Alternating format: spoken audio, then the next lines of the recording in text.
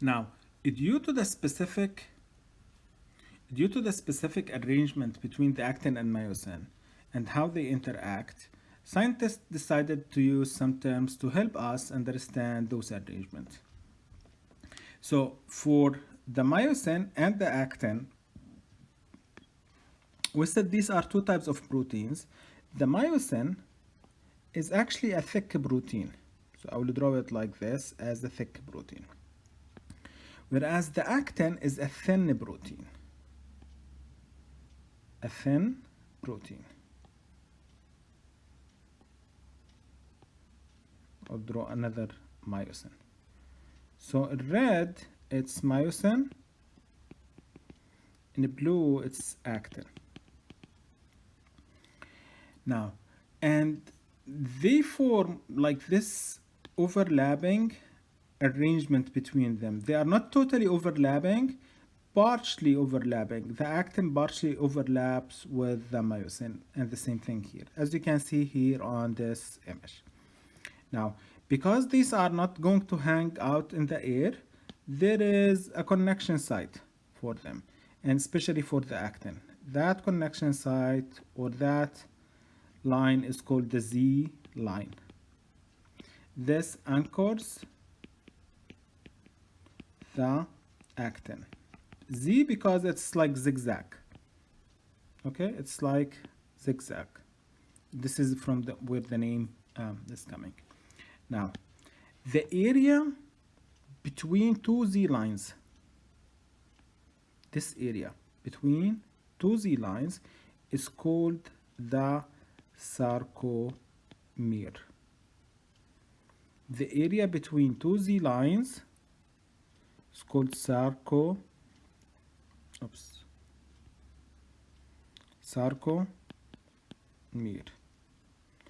The area between two Z lines. And that area is very important because it represents the contractile unit of a skeletal muscle. It represents the contractile unit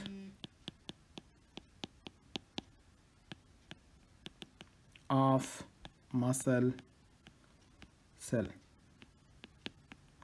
Okay?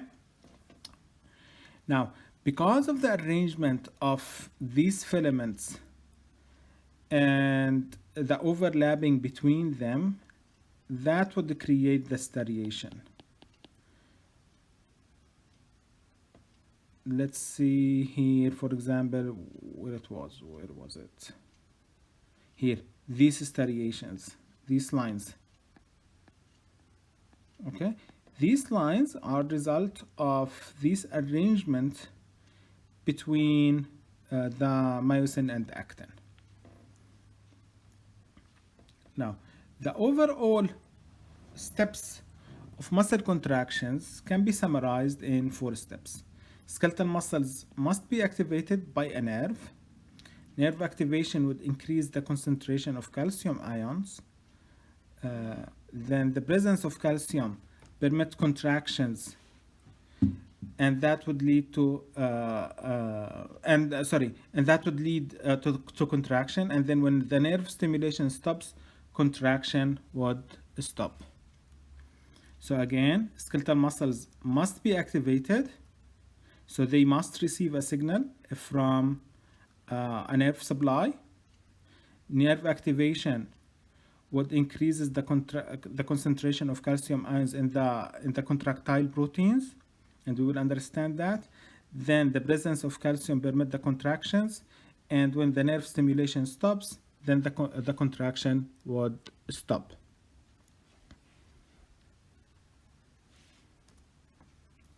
Now, let's move to the image because it's much easier to understand it over the image. Here, we will try to understand how nerve activation leads to calcium release within the muscle cell. Now, before that, we need to understand that calcium is stored within the sarcoplasmic reticulum. So all of this blue area is filled with calcium. The aim is to release that calcium outside the sarcoplasmic reticulum. So what happens? The first step is that The motor neuron. This is the motor neuron. The motor neuron is the neuron that brings the signal to the muscle. Again, the motor neuron is the neuron that brings signal to the muscle cell. Okay? So when the signal comes